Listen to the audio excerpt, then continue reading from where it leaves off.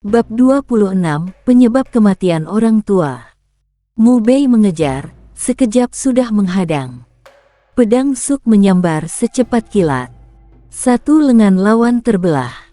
Sebuah tendangan menyapu, membuatnya jatuh tersungkur. Ia merobek kerudung lawan. Seorang pria parubaya, kira-kira 47. Aku wakil pemimpin kedua geng api merah. Jangan bunuh aku. Apapun akan kulakukan. Pria itu memohon ampun. Mu Bei tak peduli jabatannya. Ia tetap bertanya, siapa yang mengutus kalian? Pria itu ragu sejenak, lalu berkata, si pemimpin. Alasannya, aku juga tidak jelas. Pemimpin hanya menyuruh kami bersembunyi di sini untuk mengambil nyawamu. Detailnya tidak diberitahu. Tatap Mu Bei dingin. Pedang Suk melayang miring turun. Orang itu panik berteriak cepat, tunggu. Ada rahasia. Terkait kematian orang tuamu. Mata Mu Bei menyempit. Ujung pedang Suk berhenti kira-kira 2 jari dari tenggorokannya. Kau tahu apa? Aku akan bilang. Janji dulu jangan bunuh aku. Baik. Mu Bei menatap tajam. Bicara. Pria itu menelan ludah.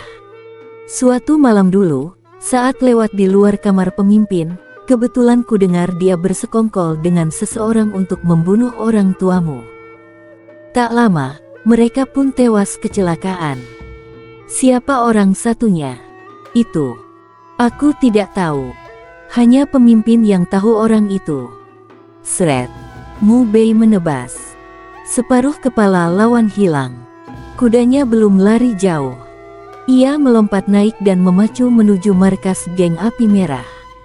Sekitar setengah jam, ia tiba di luar markas. Langsung menerobos masuk dengan kuda. Siapa itu? Banyak orang di dalam. Melihat ada yang menerobos, mereka serentak murka. Sepertinya itu Mu Bei, yang beberapa hari lalu meraih juara pertama kompetisi 7 kota. Kalau iya, kenapa harus takut? Kita ramai. Kurang ajar. Berani menerobos markas geng api merah. Sembelih dia.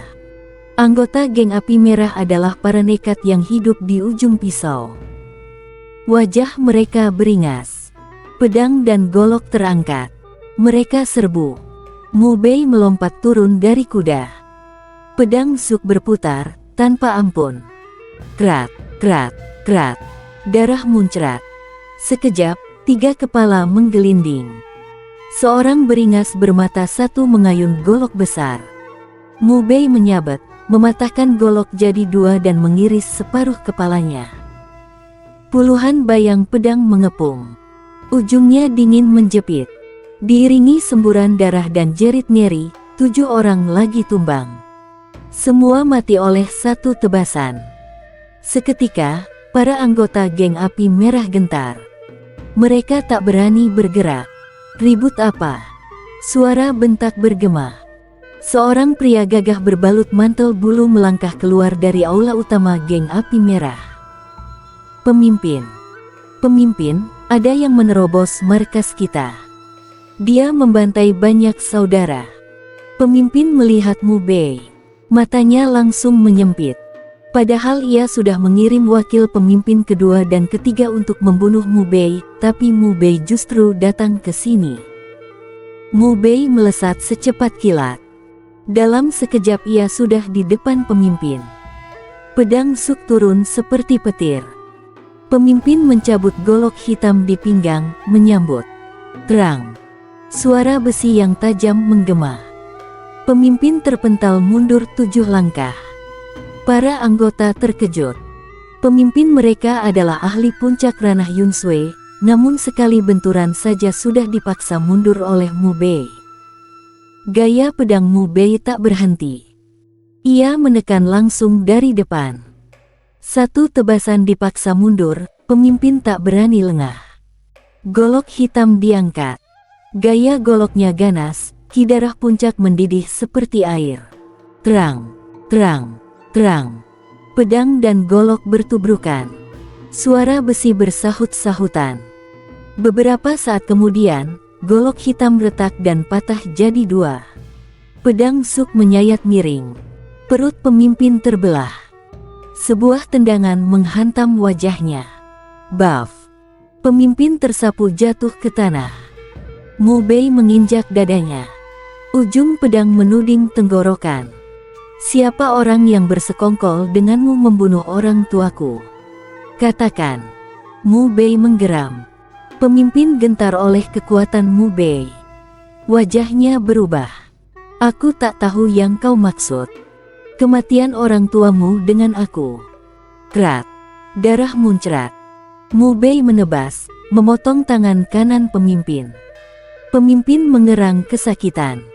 Ia berteriak ke anggota lain, "Kalian bengong apa?" Serbu dia bersama-sama. Para anggota hanya meringkuk dan tak berani maju. Mu Bei mengangkat kakinya lalu menghantam dada lawan. Terdengar bunyi tulang rusuk patah. Katakan. Ia menggeram. Darah memuncrat dari mulut pemimpin. Aku benar-benar tak tahu. Kematian orang tuamu bukan urusanku. Mu Bei membungkuk. Ia menekan cepat beberapa titik kunci di tubuh lawan.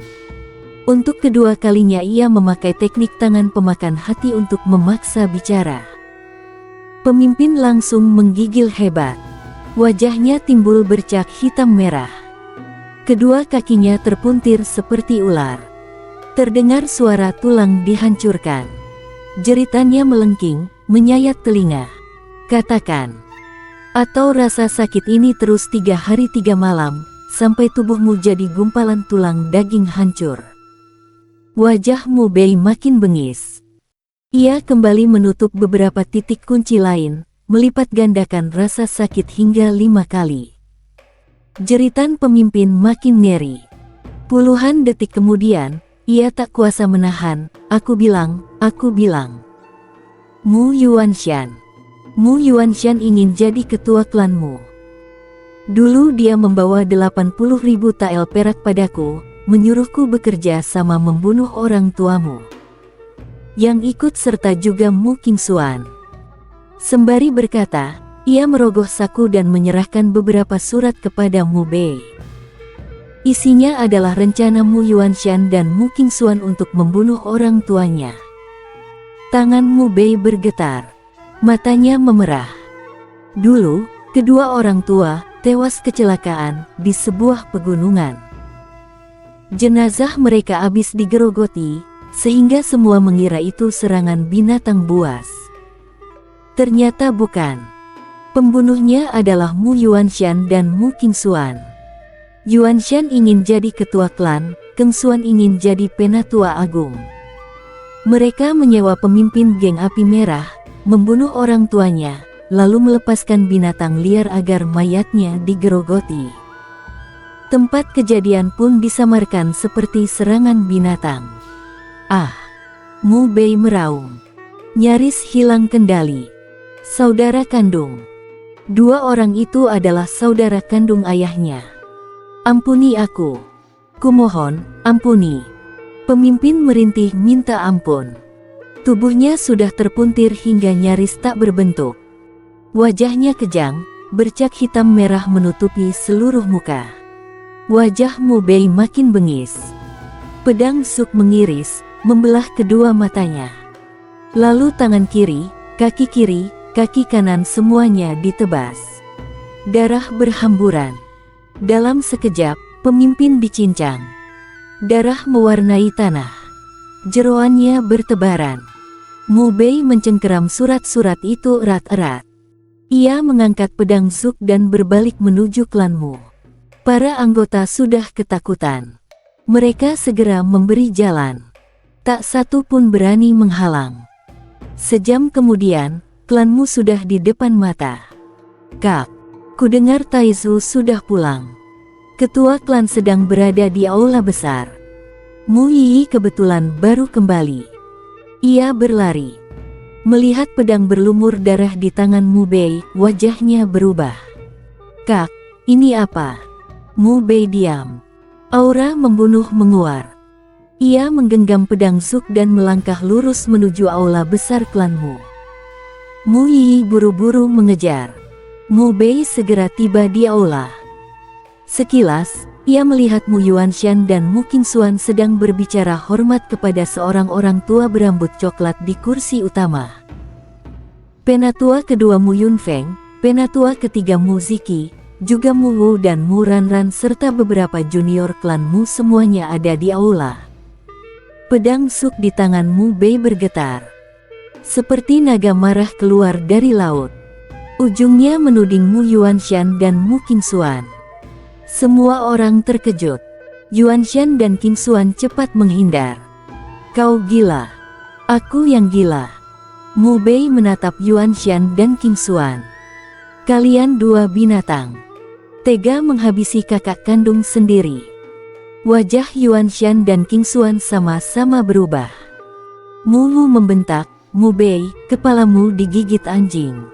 Omong kosong apa ini? Mu Bei, kau bicara apa?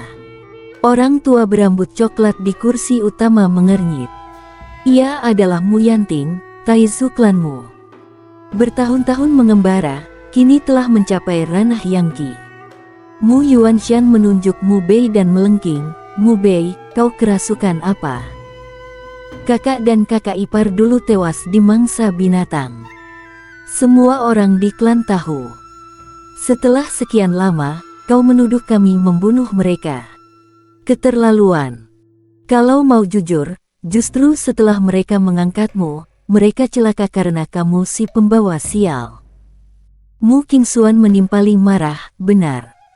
Dulu aku bertemu pendeta keliling. Dia bilang, Mu Bei tak mujur mencelakakan kedua orang tua. Mu Bei tertawa getir. Ia melemparkan beberapa surat ke kaki mereka. Mata Mu Yuanshan dan Mu Qingxuan menyempit. Mereka jelas mengenali surat-surat itu.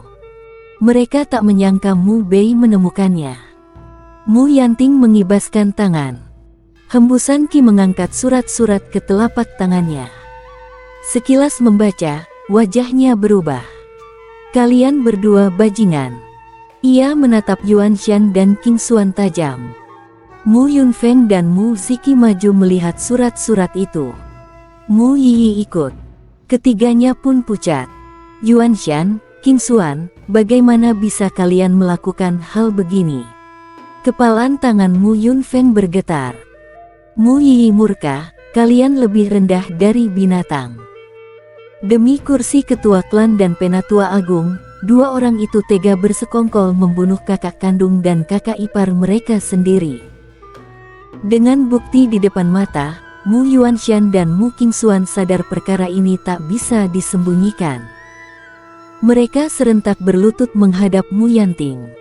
Taizu, ampun. Dulu kami gelap mata, baru berbuat sekeji itu. Wajah Mu Yuanshan pucat. Suaranya bergetar. Selama ini kami hidup menanggung dosa. Tak ada satu malam pun tidur nyenyak. Kami salah. Kami benar-benar salah. Mu Wu dan Mu Ranran tertegun. Ternyata Mu Bei tidak ngawur. Mu Bei tersenyum getir. Pedang Zuk berayun mendatar, menuding Mu Yuanshan dan Mu Qingxuan. Gaya pedangnya tajam. Cepat sekali. Dalam sedetik, pedang sudah hampir sampai di depan dua orang yang berlutut itu. Mereka tak sempat melawan. Saat itu juga, Mu Yanting berkelebat. Ia menahan Mu Bei dan menghentakkannya mundur sekitar 3 meter. Bab 27, satu langkah, satu pikir. Mu Bei menatap garang ke Mu Yanting. Mereka membantai kakaknya sendiri dan membunuh kakak iparnya.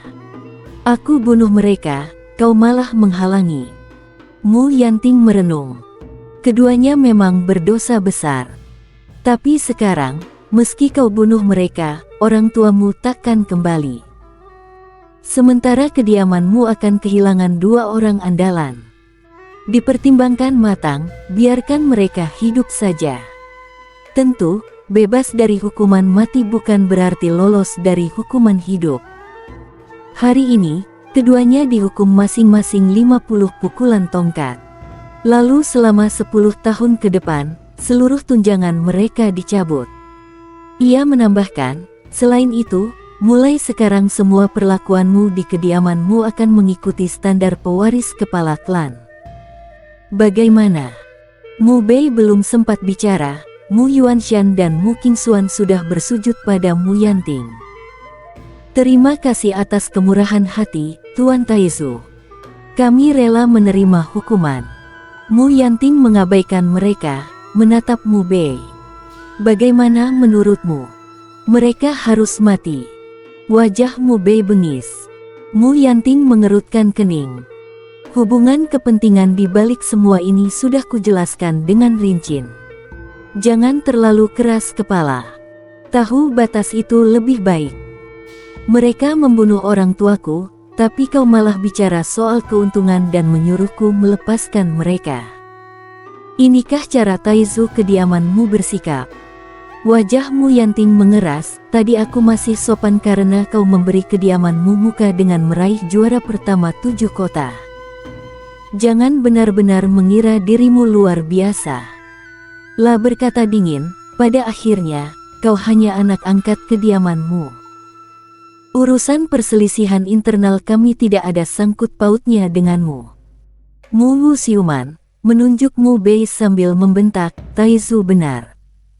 Kau bukan darah kediamanmu, cuma orang luar. Urusan kami tidak ada kaitannya denganmu. Kau tak punya hak menghukum orang kami. Betul, betul.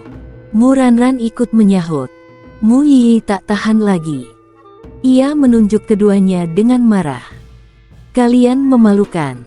Mu Bei menggenggam erat pedang Zuk, ujungnya diarahkannya pada Mu Yanting. Hari ini, siapapun yang menghalangiku, akan kubunuh.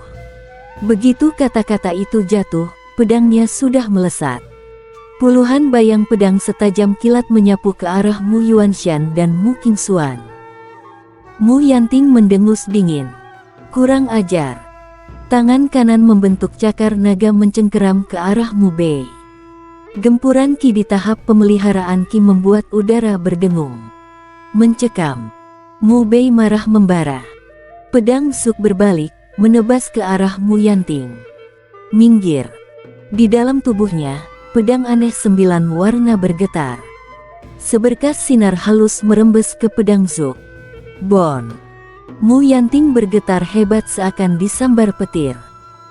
La merasa seolah ada pedang pemusnah dunia turun dari langit, aura mengerikan membuatnya seketika terjerembab ke jurang es. Sesaat ia seolah melihat bumi retak, langit berbintang runtuh, segala sesuatu hancur.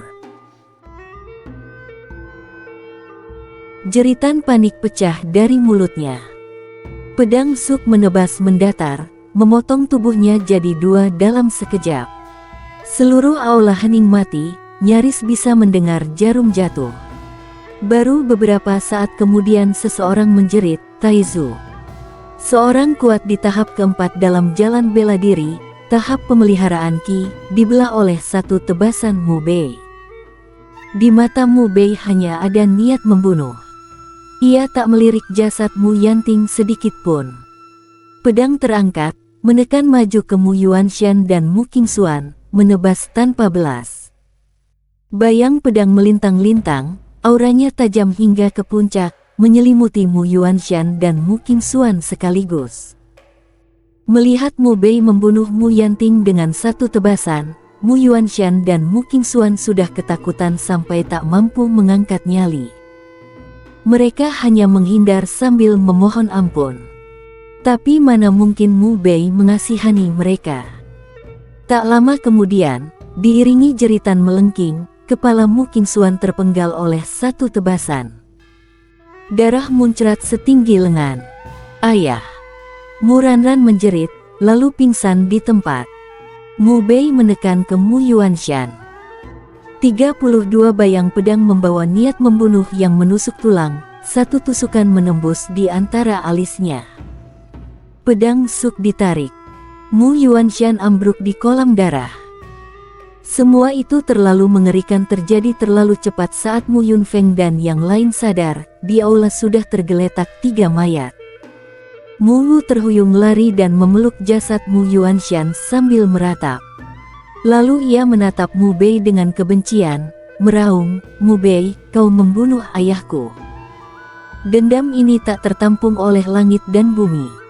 Aku takkan pernah melepaskanmu.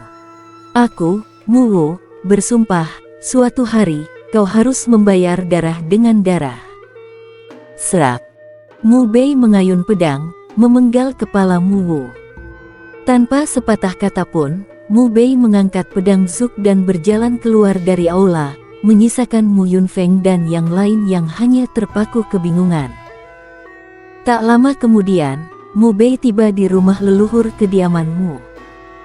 Ia berlutut di depan papan roh ayah angkat dan ibu angkatnya. "Ayah, ibu." Ia ingin berkata lagi, tapi tak sanggup. Mu Yi menyusul. Ia berdiri di luar aula, ingin masuk untuk menghibur, tapi pada akhirnya hanya berjaga di luar. Hari berangsur gelap. Awan hitam menutup langit. Tak lama, petir meledak dan hujan besar turun. Semalam berlalu. Sekejap, sudah pagi hari kedua. Hujan belum berhenti. Petir menyambar, kilat bersilatan, dan air turun makin deras. Banyak sudut kediaman Mu tergenang. Mu Yi terus berjaga di sini. Melihat Mu Bei yang kosong tatapan di dalam aula leluhur, akhirnya ia tak tahan dan masuk. "Kak." Mu Bei berkata pelan, "Yi, posisi kepala klan, posisi tetua agung, apa lebih penting daripada saudara kandung?" La menatap papan roh orang tuanya. Mata kosong. Air mata jatuh tanpa bisa ditahan. "Aku tidak menjaga Sikan." La mengangkat tangan dan menyeka matanya. Mu Yi berlutut, memeluk Mu Bei sambil menangis. "Kak, aku tahu kau sedih. Kalau ingin menangis, menangislah. Aku akan menemani." Hidung Mu Bei masam. Hatanya sesak sampai ke dasar. Saat kecil, ayah dengan bahu lebarnya mengangkatnya bermain balon. Ibu memeluknya dan bercerita di malam-malam hujan agar ia terlelap. Mereka biasanya sibuk, tapi selalu menyempatkan waktu untuknya. Mereka lembut, baik, penuh kasih. Manusia terbaik di dunia. Namun mereka dibunuh oleh saudara kandung sendiri, bahkan jasadnya dilempar untuk dimakan binatang. Betapa kejamnya langit terhadap mereka. Hujan terus turun, mengetuk genteng berisik. Barulah setelah sehari lagi berlalu, langit cerah. Setelah hujan, langit bersih dan terang. Mu Bei bangkit, menatap lama papan roh orang tuanya, lalu berjalan keluar bersama Mu Yi. "Kak, ayo makan sedikit." Mu Yi berkata pelan. Mu Bei mengangguk. 2 hari tanpa makan minum, meski mereka adalah petarung di tahap penempaan tulang, perut tetap berbunyi. Setelah makan sederhana bersama Mu Yi, Mu Bei kembali ke halaman kecilnya. Setelah itu, ia menutup diri, mengurung diri di kamar, memikirkan banyak hal. Sekejap, 3 hari berlalu. Hari itu, seorang lelaki paruh baya di tahap penguatan darah datang berkunjung, membawa sepucuk surat. Surat itu dari kota kekaisaran. Dulu Mu Bei pernah minta bantuan Putri Yu Yao untuk mencarikan kabar tentang Yanling Jinwu dan esensi roh inti bumi. Kini, ada berita soal esensi roh inti bumi, dan orang itu mengirim surat. Dalam surat disebutkan, demi memberi hadiah pada 3 pasukan perbatasan, Kaisar Qin akan menggelar kompetisi gabungan prestasi dan kekuatan tempur 6 bulan lagi. Siapa yang meraih peringkat pertama akan mendapat setetes esensi roh inti bumi. Karena itu hadiah yang ditentukan langsung oleh Kaisar Qin, sekalipun Putri Yu Yao sangat berkuasa, ia tak mungkin bisa mengambilnya dan memberikannya begitu saja pada Mu Bei. Saat ini, hanya ada satu cara untuk mendapatkannya. Mu Bei harus pergi ke perbatasan, mendaftar jadi prajurit, mencetak jasa, bertarung, lalu merebut peringkat pertama dalam kompetisi 6 bulan nanti. Meski hanya tersisa beberapa bulan, Yu Yao percaya, dengan kemampuan tuanmu, pasti bisa meraih peringkat pertama dan mendapatkan setetes esensi roh inti bumi dengan mudah.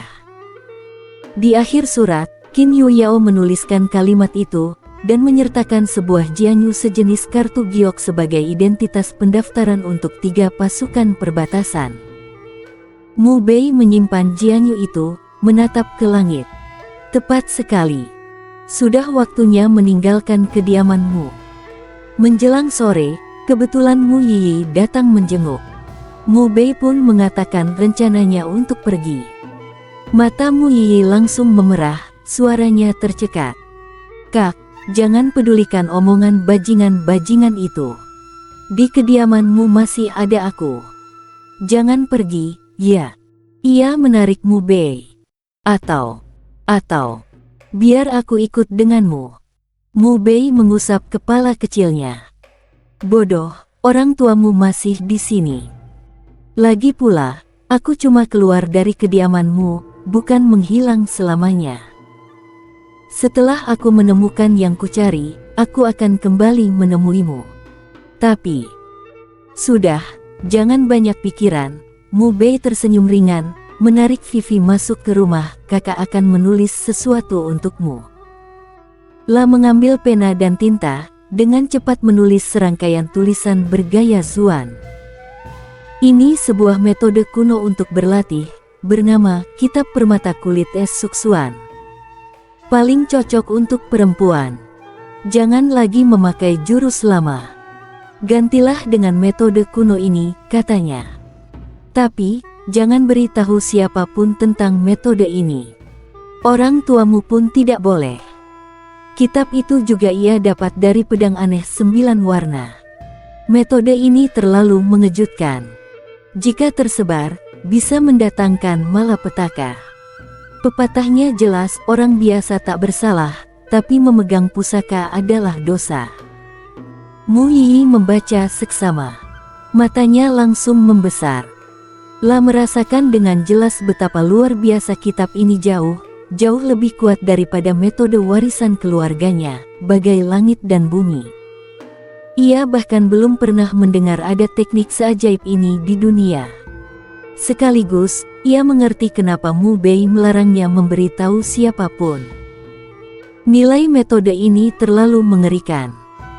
Sesuatu yang nilainya menakutkan, sekali terbuka, sangat mungkin mengundang bencana. Terima kasih, Kak. Ia tidak bertanya dari mana Mu Bei mendapatkan metode ini. Ia segera menghafalkannya, lalu langsung membakarnya. Sudah, untuk apa basa-basi dengan kakak, ucap Mu Bei. La kembali menulis sebuah resep rahasia untuk mandi obat guna memperkuat tubuh, dan memberikannya padanya. Yiyi mendapatkan banyak uang kertas waktu kompetisi 7 kota, cukup untuk meracik mandi obat ini dalam jangka panjang. Kalau nanti butuh apapun soal pil, pergilah ke perkumpulan alkemis dan cari ketua Liang. Hubunganku dengannya cukup baik. Dia akan membantumu sekuatnya, katanya sambil tersenyum ringan. Hari itu, ia dan Yiyi mengobrol banyak. Baru lewat tengah malam Yiyi pergi dengan enggan. Mu Bei berkemas ringan, malam pun berlalu cepat. Keesokan paginya, ia membawa barang, berlutut di depan papan roh orang tuanya, lalu bangkit dan meninggalkan kediamanmu. Kak, di depan gerbang kediamanmu, Mu Yiyi sudah menunggu. Melihat Mu Bei, ia segera menyambut. Mu Yunfeng dan Du Qingyue juga ada di sana, menatap Mu Bei dengan tatapan campur aduk. Mu Bei tersenyum pada Mu Yiyi, mengelus rambut indahnya. Kak, ini untukmu.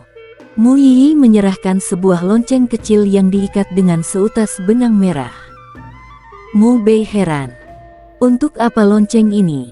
Mu Yiyi mengedip. 1 langkah berbunyi. 1 langkah. Berpikir. Bersambung.